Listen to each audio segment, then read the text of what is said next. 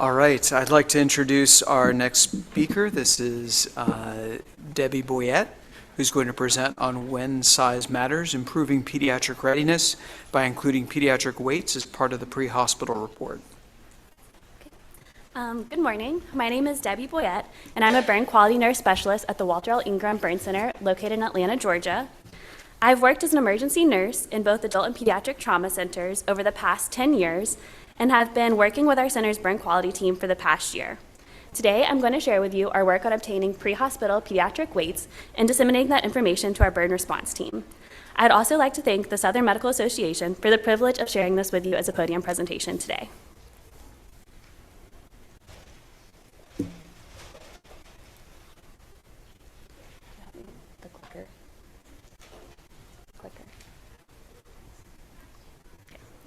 I have no relevant financial disclosures.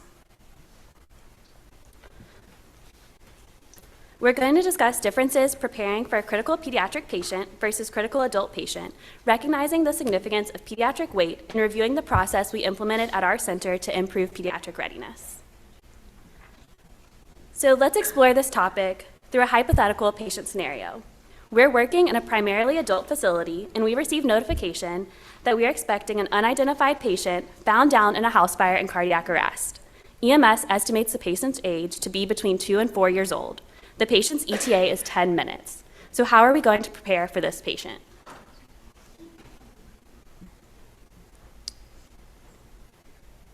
Okay. Having advance notification of patient and injury details is a major benefit of EMS transport. This allows the team additional time to prepare anticipated equipment and personnel. Just as with an adult patient, we would use this time to gather critical equipment, such as supplies for airway, vascular access, and monitoring. Because we're expecting a pediatric patient, we would place emphasis on preparing the equipment that will be right size for our anticipated patient.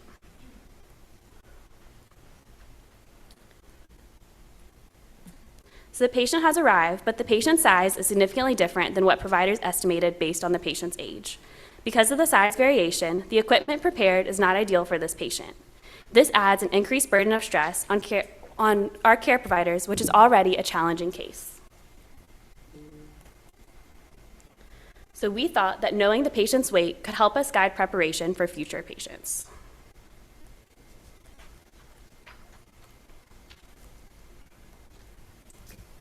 I'm so sorry, everybody.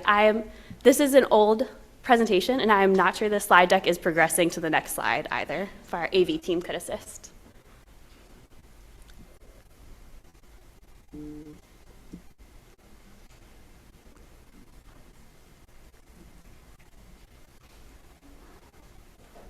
The slide deck gets stuck every once in a while. Yeah, that was a previous presentation and it wasn't moving, so I apologize. Thank you guys so much for bearing with me. Okay, so let's rewind just a little bit. So in our center, we have one room in our trauma bay where we keep emergent pediatric equipment at bedside in varying sizes, which you can see here.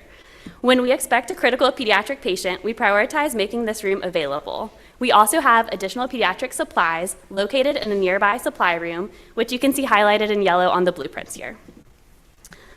Because this is a low volume patient population, it's important to consider that pediatric items are often stored in sealed carts and drawers and infrequently accessed by the care team. While we have simulations and skill reviews, these items are not part of the staff's daily use, so having additional time, even if limited, to prepare equipment before the patient arrives can decrease cognitive loading on the team, providing direct care to the patient. There we go, we're back to the slide I expected to see. All right. So we know our patient arrived, but they were a different size than what we'd estimated based on the age alone. In a PI review of a similar case, we found this did not affect the outcome of the patient, but we recognized an opportunity to improve our readiness for future patients. We asked, what could we do differently for the next patient? The answer seemed rather simple. If we knew the patient's weight prior to arrival, the team could have additional time to more adequately prepare for the patient, which could also help to mitigate stress placed on direct care providers once the patient arrives. So we initiated a QI project to develop a process of obtaining pediatric weights as part of our pre-hospital report. So first we started by looking at our existing systems. In our center, we have a communication center that receives all EMS calls and sends this information via a paging system to appropriate team members. The page information is also available to view at a centrally located tablet in the trauma center.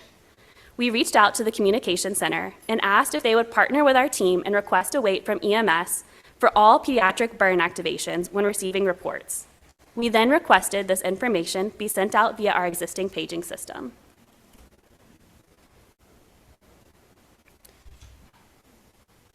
We implemented additional tools for teams to share feedback and improve compliance, including a digital log. The tool has a feature to assign staff, which we use to notify the communications leadership team of missed waits for their review and awareness. The screenshots here illustrate some of the data elements collected from our paging system within this log. We also established a weekly meeting with the communications office leadership to review cases from the previous week. And here you can see an example of our weekly dashboard illustrating some of our key metrics. Noting that pediatric burn activations make up a limited number of calls received by staff and finding limited compliance with our initial implementation, we worked with our communication partners to add a prompt for PD wait into our paging system to serve as a visual reminder for communication staff to ask for the patient's wait when taking report. It seemed like a pretty simple project at first, but we ran into several unanticipated barriers. Our first request was for EMS to provide the corresponding color according to the length-based resuscitation tape commonly used in our center. However, we found that not all EMS agencies carried this tape and recognized that we had 341 different transporting agencies in our state. Our state trauma system had previously distributed a similar color-based wheel tool, but not all agencies had this either. We considered having the communications office staff convert the wheel-based color to the corresponding tape color, but we thought this could lead to an increased potential for error and place an increased burden on our communications staff in an already busy center. To put this in perspective, our communications office received over 50,000 calls from EMS alone last year. So we therefore decided to ask EMS to provide an estimated wait by any means available. And here in this photo, you can see our very busy and hardworking partners in the communications office, as well as the length-based resuscitation tape posted above them. Our original request was made to the communications office in January 2024, but compliance was limited. We added the PD wait prompt to our paging system and initiated our weekly meetings in the fall of last year. We reviewed our year-to-date data for 2025, noting an average of 14 pediatric patients arriving via EMS each month over the first 9 months of this year. Our data demonstrated an average of 90% compliance with obtaining and disseminating a pediatric wait during this time period, and 100% compliance was noted for 4 out of 9 months reviewed. So, in conclusion, we have successfully adopted a process to obtain and disseminate pre-hospital pediatric waits, and the results from our 2025 year review demonstrate that this has become a part of our standard workflow for our communications partners. So it is possible, even in an adult hospital. Some of our limitations were that our agencies do not have a consistent method of estimating pediatric weight, and so our ability to determine the accuracy of the information received is limited. We are currently comparing pre-hospital estimated weights with ED scale weights to gauge accuracy in partnership with our hospital's pediatric nurse specialist. Our next steps include working to establish reliable and uniform tools for pre-hospital provider utilization. And now that we've seen consistent compliance with reporting and disseminating patient weight, we'd like to further assess the downstream clinical effects to fully appreciate the impact this has on our pediatric readiness. While caring for a critical pediatric patient will always be a stressful scenario, we hope our project can decrease cognitive loading for staff, although further data is needed to evaluate this. There are current studies at our center looking at nurse perceptions of pediatric readiness, and we hope to have data to share on this in the future. And since our successful adoption of this process, our trauma service partners also plan to implement this for their pediatric trauma patients arriving via EMS. So, thank you, and a huge shout out to our communication center partners. Are there any questions?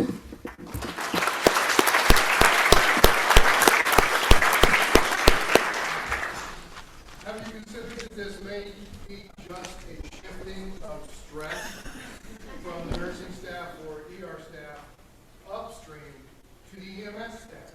I can say as a 40-year if I were doing compressions on a patient that was in cardiac arrest and was bothered by anybody to say, well, what's the patient's weight?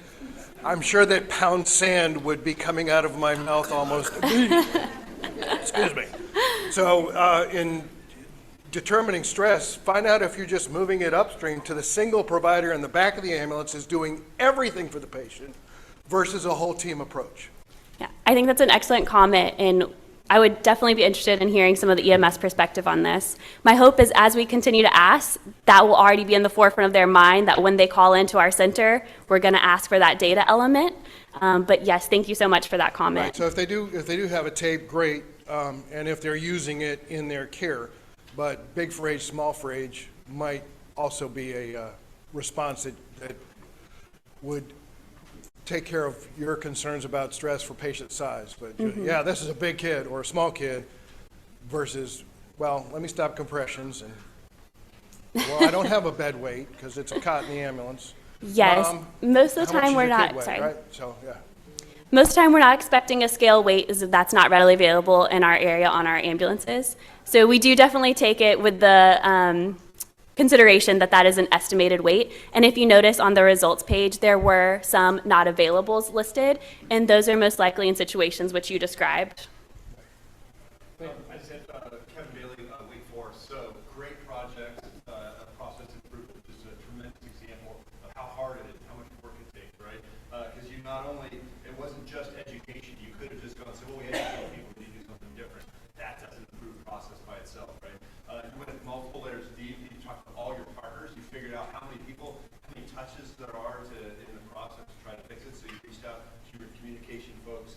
And then you're also monitoring to make sure, hey, we got a hypothesis, we think we found a fix, and now you can actually show figures to show that, yeah, most months we're doing okay, we got opportunity to do a little better. My question for you is, with all of that, with the tremendous job that you did, how did you know to do that? Do you have a PI specialist in your hospital or somebody external to the burn unit to help you the process to your improvement? Yes. So being a primarily adult center, we do incorporate one of our pediatric EM physicians. We have a pediatric EM physician that partners with our team as a part of a lot of our review processes. So we did have a similar case where this was reviewed, and we thought, well, what if we just knew the patient's weight before they got here? Wouldn't that help? That's sort of what it started this project. I joined the team after this project was sort of requested in the fall of last year. And so I am actually one of our PI nurses. So we do have a team of, will be 3 PI nurses in coordination with our program director. So you have a separate PI program director who's distinct from the burn program? Same burn program director. She's oversees our PI team. Oh, all right. So do you, so then have any of you had training in process improvement? Yes. So this is all praise. You did a really great job. I'm trying to figure out what's the secret sauce. I would like to think my secret sauce is that I have a background in emergency care, which greatly helped me with this project. But yes, we've taken some online quality improvement programs. Okay, so you guys invested in education external to the burn program? Yes. Gotcha. Okay, cool. Very good. Thank you. Thank you. Ram Bellamarie from Tampa. Excellent presentation. You might have answered this before. I'm just clarifying one thing. Did you notice scenarios where we get it with adult patients a lot, where the weight discrepancy between what was reported to you by the EMS was totally different from when the patient showed up, like how we have percentage TBSAs? And if you had those cases, how did you deal with that? Yes, that is something we hope to look at with our next steps. So really, I like to imagine this as phase 1 of the project, which just, can we get this consistently? So our next steps would include looking to see how the clinical team is seeing this information and to use our scale weights to compare to the weights that we're receiving to really see how accurate that information is.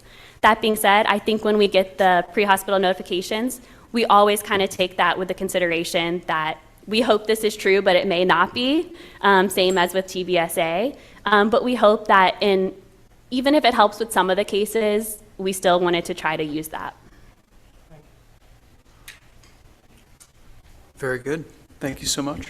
Thank you.